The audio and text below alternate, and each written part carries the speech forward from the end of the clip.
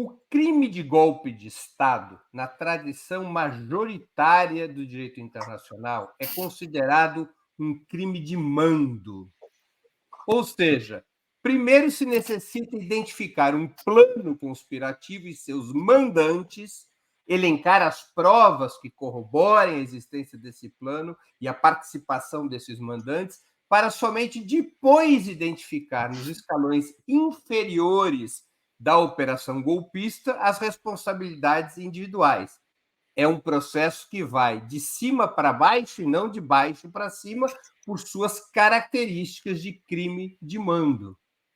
Aparentemente, o STF está fazendo, se tanto, o caminho oposto, considerando crime de golpe de Estado a ação de uma multidão de indivíduos, sem estar claro, ou até agora provado, um plano estruturalmente golpista, além de somar ao golpe de Estado um crime que a minoria da própria corte considera pleonástico, a tentativa de abolição violenta do Estado democrático.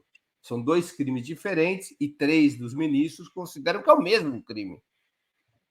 Não são dois crimes diferentes. Essa abordagem sobre golpe de Estado e abolição violenta do Estado democrático não poderia abrir um precedente perigosíssimo que poderia enquadrar como golpista qualquer manifestação multitudinária na qual eventualmente haja elementos de violência contra símbolos do poder estabelecido?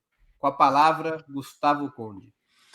Olha, esse é uma questão que surgiu imediatamente após, né, para alguns leitores mais atentos, né? As manifestações futuras no país podem ser enquadradas nesse processo, nesse enquadramento, porque como eles construíram todo esse processo, né, o STF, começando ali de baixo, é sui generis, é sem precedentes, evidentemente temos de contar com isso. Essa turba fez esse espetáculo deprimente, ao vivo, a cores, para todo o país. Foi uma coisa muito terrível, um trauma muito grande, e todos eles estavam cometendo crimes ali, né? Agora, essa questão de começar. Alô? Alguém falou alguma coisa? Desculpa, está aberto meu microfone, perdão. Eu quero salientar aqui um ponto da pergunta, né?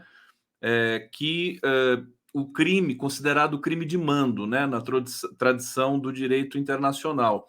É por isso que eu disse na resposta anterior que eu acho que falta uma sofisticação um pouco maior para o STF para lidar com esse tipo de questão. Achei, por exemplo, e aí volto à questão anterior, só para fazer um parêntese, as penas foram bastante altas, inclusive assustou, 17 anos para o sujeito que foi lá, entrou e quebrou as questões ali do patrimônio e tudo mais. Pareceu uma coisa um pouco exagerada, né? Os próprios ministros, aspas, bolsonaristas, não tiraram a culpabilidade dos terroristas, né? Mas deixaram a pena bastante menor, usando o argumento da depredação, do vandalismo e não falando do golpe. Talvez tecnicamente fosse mais apropriado. Temos aqui de admitir algumas questões, alguns detalhes desse julgamento. Eu acho que é preocupante. Agora, eu entendo que a história, Breno, Genuíno e Vanessa, ela transcorre por ciclos, né? A gente está saindo de um ciclo fascistizante para um ciclo aparentemente democratizante. Então, até o STF juntar massa crítica para poder interpretar uma manifestação do MST, eventualmente, como também uma tentativa de abolição do Estado de Direito, acho que vai um tempo. Não sei como é que vocês concebem essa questão, acho que é uma questão muito complexa, eu não vou me aventurar muito mais nessa abordagem, mas eu acho que, assim, eu tô muito espectador nesse momento agora, porque é um terreno ainda não explorado por por setores da democracia brasileira. José Genuíno com a palavra. Olha, Breno, essas Fechou o microfone. E de ministros e do próprio Supremo, nós temos que examinar com cuidado. Você colocou corretamente a questão. A tentativa de golpe é um movimento articulado com comando, que tem começo, meio e fim. E é necessário estabelecer essas conexões e as responsabilidades, porque é fundamental que essa forma jurídica do Estado, e nós estamos tratando do Estado do capitalismo, tem uma forma jurídica e política, essa forma jurídica busca legitimar a ordem.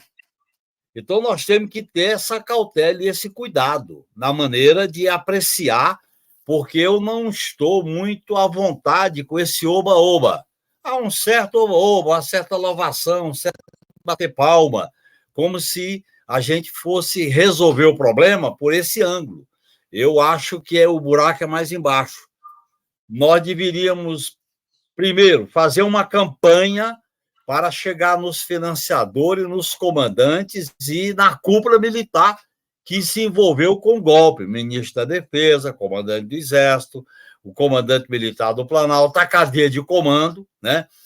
Vamos ver como é que caminha esse processo em relação ao projeto, ao processo das fake news, ao processo da tentativa de golpe. Porque está havendo uma separação, as ações no dia 8 de janeiro e as articulações do golpe. Nós não podemos fazer essa separação, elas estão ligadas. O 8 de janeiro só existiu porque teve acampamento. O 8 de janeiro só existiu porque houve a cena da festa da Selva. O 8 de janeiro só existiu porque teve financiadores que pagaram ônibus, comida, marmita, etc, etc.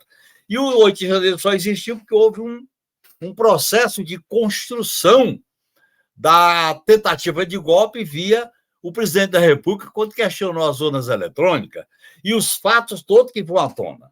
Portanto, eu acho que a política é que tem que fazer isso. O judiciário vai fazer uma tentativa de legitimação de um protagonismo para dar uma resposta à sociedade.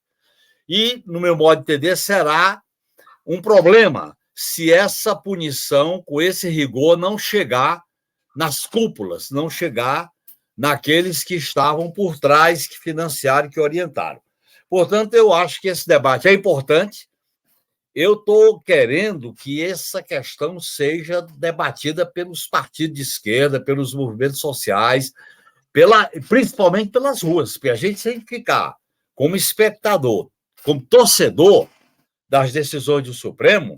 O Supremo vai ficar à vontade para fazer, no bojo do processo judicial, uma tática de passar a mão na cabeça, principalmente em não apreciar a responsabilidade de quem comandou, de quem dirigiu, de quem articulou. Vanessa Martina Ifen Silva com a palavra.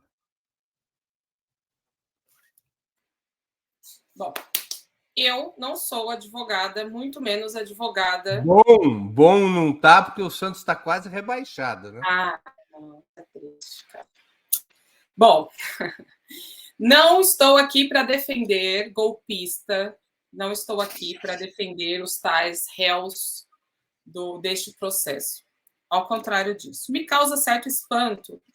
Eu concordo em certa medida com o Genuíno, porque a saída é pela política, né? A gente não vai derrotar, ninguém vai derrotar o bolsonarismo com essas ações que estão acontecendo no STF. Isso é parte de um processo muito maior que tem a ver não só com a punição, eu sou antipunitivista. A questão não é essa, não é a punição. Eu gostaria de ter mais condições, inclusive, e ter acompanhado mais debates, eu acho que a coisa está muito quente ainda, sobre acho que chama dosiometria da pena, se está certo, errado, se foi um exagero, eu acho relevante. Agora, se eles têm que ser punidos, eles têm que ser punidos.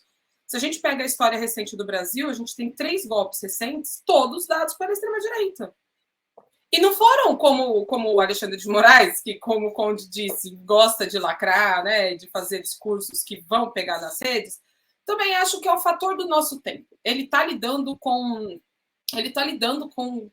uma nova era. O voto do Zanin, por exemplo, não vou entrar no mérito, mas pode ser muito conceituado, pode ter muito ali, mas é uma coisa chata que ninguém entende, que fica aquele blá, blá, blá. O bolsonarismo ele consegue se comunicar muito bem com as bases. Então, quando o Alexandre de Moraes fala desse jeito, ele chega naquela mesma base que o bolsonarismo chega. E é preciso um processo pedagógico também. Não adianta a gente ficar aqui encastelados, né, discutindo a intelectualidade, o que a gente acha, o que a gente não acha. Só que lá na ponta, o que está pegando é aqueles discursos absurdos dos advogados e aquela coisa ridícula que eles, né, o papel que eles se prestaram ali, é isso que está repercutindo na base, numa linguagem que todo mundo entende. Então, é preciso pensar também essa questão da comunicação e o quanto é necessário que a toga e que o STF se mantenha nesse lugar de o Supremo Deus e que ninguém precisa entender o que eles estão falando. Já que a gente não é a favor do voto secreto no STF, né? Então, bom, e aí, com relação à perseguição... Bom, primeiro que eu acho que tem um problema na pergunta. Porque, ok, não estava aprovado um plano golpista e a minoria do STF acha que é pleonástico. Bom, a minoria foi derrotada justamente porque não teve argumentos suficientes. Ou a gente está levando a sério Cássio Nunes Marques? Não pode ser, né? Então, essa minoria que foi derrotada, eu acho que não tem que ser considerada, porque são... Enfim.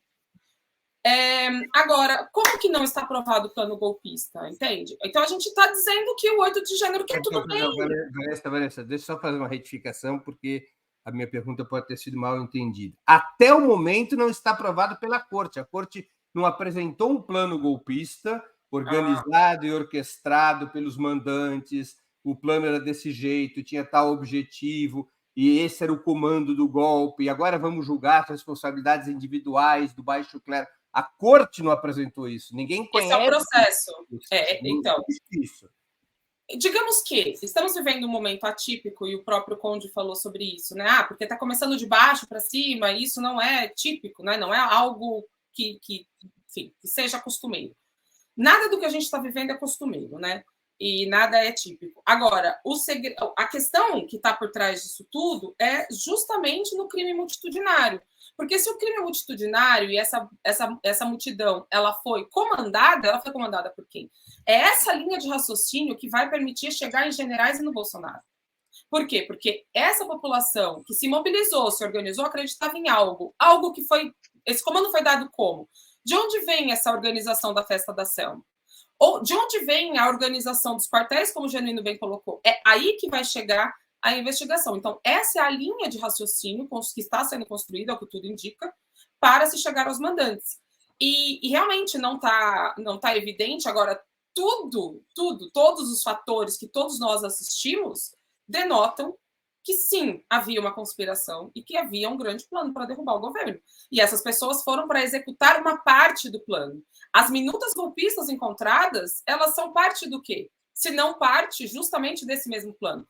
Algo que está sendo investigado, que talvez a gente tenha uma outra pergunta sobre isso, mas algo que está sendo investigado e que chega, sim, ao alto comando do Exército, que chega a Braga Neto, que chega a Pazuello, que chega a essas figuras execráveis que estavam junto com o governo Bolsonaro, do Exército, né, com o governo Bolsonaro.